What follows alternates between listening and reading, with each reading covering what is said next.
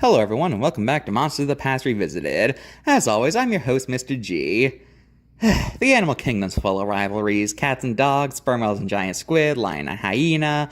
But even during the days of the Mesozoic there were rivalries, and none more famous than the rivalry between T-Rex and today's subject, the Triceratops. Triceratops means three-horned face and was a member of the ceratopsid family. It was an herbivore that could have possibly had omnivorous tendencies, and it lived in the late Cretaceous in North America. Triceratops could reach lengths of up to 30 feet long and was among one of the largest of its family. Triceratops is one of the most recognizable dinosaurs thanks to its big head with three horns, one on the nose and two above its eyes. Triceratops is divided into two species, Horridus and Procerus, with the latter being thought to be the descendant of the former. Triceratops was discovered in the 1880s, but at first only its horns were found, and because of that, it led to paleontologists speculating they were a giant buffalo. It wasn't until more fossils were found of Ophitt and other ceratopsids that it was found to be a dinosaur. Triceratops quickly became one of the most famous dinosaurs, probably because of its unique head. Speaking of that head, let's talk about it. On top of a Triceratops' head was a large protrusion known as their frill. The purpose of this frill has long been a debate. Some say it was for temperature regulation, some say that it protected the neck from attackers, and some say it was a display for mating. But that's kind of the paleontological equivalent of an archaeologist saying something had religious function, so yeah.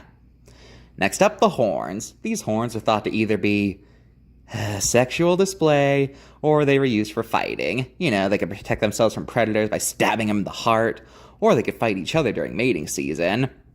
Triceratops fossils are pretty common find, but notably whether or not they were herding animals is debatable. Their fossils are generally found by themselves, but they have sometimes been found with groups, so who knows, maybe they were mostly solitary but came together during mating season, something like that. Who knows? Now, as I said, Triceratops are well documented. Because of that, we have a good idea of the growth pattern. So because of that, we know that when they were young, their horns would have been tiny nubs and gotten pointier as they aged. Triceratops was one of the last of the non-avian dinosaurs, going out with the meteor. Sad end for the mighty hornface. Triceratops is a member of the ceratopsids. Their main characteristics are beaks, frills, and in some species, horns. Ceratopsians evolved sometime in the late Jurassic in Asia, much like tyrannosaurs. I guess the scars run deep with these clades. Anyway, the earliest known ceratopsid is Yinlong, the early dragon. And you might have noticed it's a biped. In fact, a lot of early ceratopsids are bipeds, indicating that quadrupedal movement came later. Another thing to note about ceratopsids is that they were a northern group, as they have never been definitively found in South America, Australia, or Africa. Maybe this shows competition for other herbivores or something, but who knows why they never went south. One notable early ceratopsid is Psittacosaurus, the parrot lizard. These guys come from China and are notable for two reasons. One, we actually know their color. Yeah, thanks to fossilized color cells, it shows they would have had a similar coloration to modern forest animals, like with browns and things like that. The other thing, they had feathers. Yeah, adorning their tail was tall pointy filaments. Now obviously, a non-theropod dinosaur having feathers is a pretty big deal, and given how early these guys were in ceratopsid evolution, this could very well have implications for later ceratopsids. So as such, it's become a pretty common paleo trend to depict Triceratops and its relatives with quills, though direct evidence of that hasn't been found. Sticking to Asia, we have Protoceratops from Mongolia and China. The before horned face looks like a sheep-sized Triceratops with tiny horns. These guys are ridiculously common fossils. We found basically their entire growth pattern, their nests, and most notably, a snapshot of a fight. This is the fighting dinosaurs fossil, and it depicts a Protoceratops fighting with a velociraptor. It's thought that what happened is that while these two were going at it, a sand dune collapsed on top of them, burying them alive and fossilizing them mid-combat.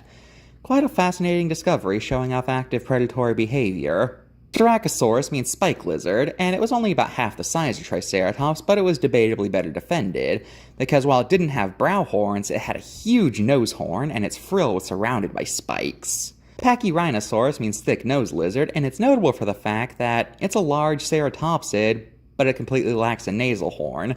Instead, it has a big bump on its snout, and it's thought that instead of stabbing their foes, they instead inflicted blunt force trauma, like a club. Oof. And then there's Torosaurus. Now, it does not mean bull lizard, as you might expect from its name, as T-O as Toro, Toro means perforated, since it had holes in its frill. Torosaurus is the largest skull of any land animal, but its most notable aspect is the debate as to if it and Triceratops are one and the same. You see, unlike Triceratops, who we have a good idea of their growth patterns, we've only found adult Torosauruses. This has led to the idea that Torosaurus are the adults, with Triceratops merely being young adults that are still growing.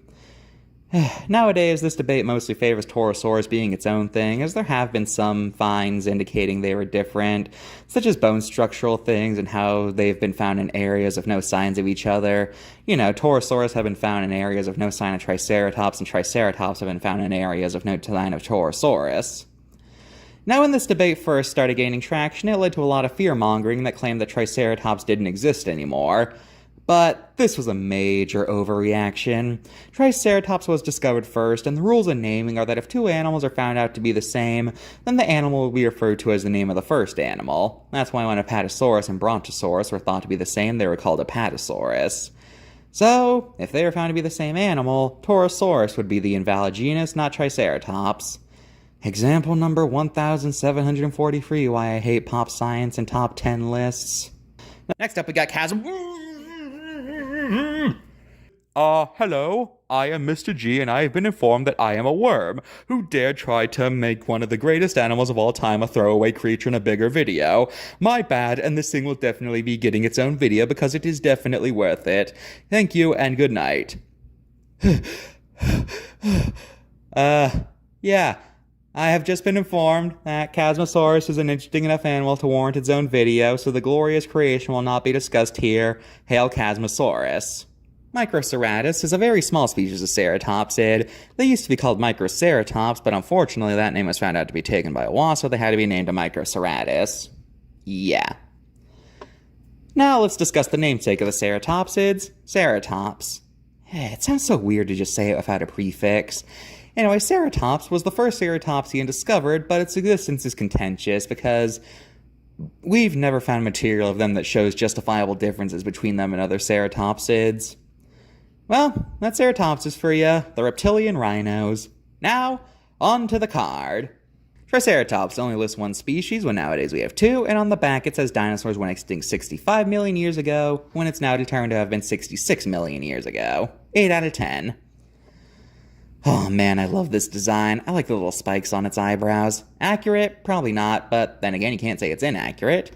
Anyway, this card's biggest mistake is that it claims Styracosaurus was a contemporary of T-Rex. This is a common pop culture mistake, but it's not true. Styracosaurus predates T-Rex. It did live with its ancestors, but not T-Rex itself.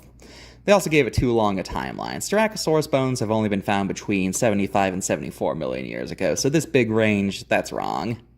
8 out of 10. Psittacosaurus has some design flaws thanks to later discoveries. It's the wrong color and it's lacking its quills. So again, 8 out of 10. Protoceratops, first off, we got a wrong location. It claims the fighting dinosaur fossil was found in China, it was found in Mongolia. Then we have a confusing error where it claims Protoceratops was the first ever ceratopsid. Even though you have a Psittacosaurus card. Whatever. Also, it lists only one species when there are two, so 7 out of 10.